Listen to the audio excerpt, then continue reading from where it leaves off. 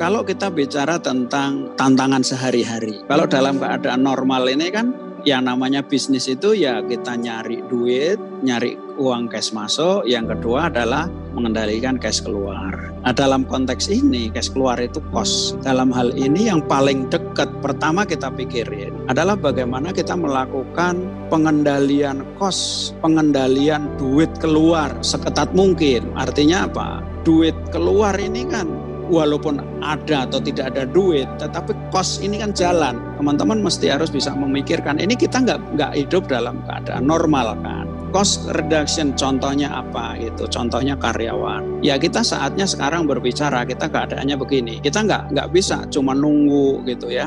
Tentu harus dipikirkan benar, karena kalau tidak kita pikirkan ini akan jadi persoalan di kemudian hari. Nah yang kedua adalah contohnya utang-utang ya. Saatnya kita bicara kalau yang punya bank misalnya ya tidak ada salahnya kita justru dari sekarang itu berbicara tentang restrukturisasi. Ini cepat dibicarakan, kalau nggak kita urus itu akan jadi persoalan.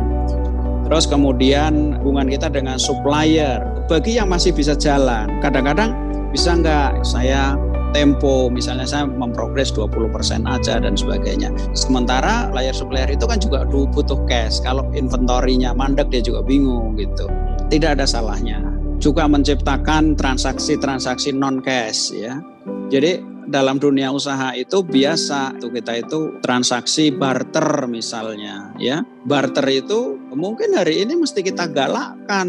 Kita cari supplier-supplier yang memang butuh produk kita. Kemudian gaya hidup dan sebagainya. Nah ini hal-hal yang harus kita pikirkan. Pada prioritas pertama sebelum kita berpikir bagaimana kita jualan, bagaimana kita profit, bagaimana ya dalam keadaan sekarang bagaimana caranya. Sementara prioritas kita kan yang penting untuk hidup.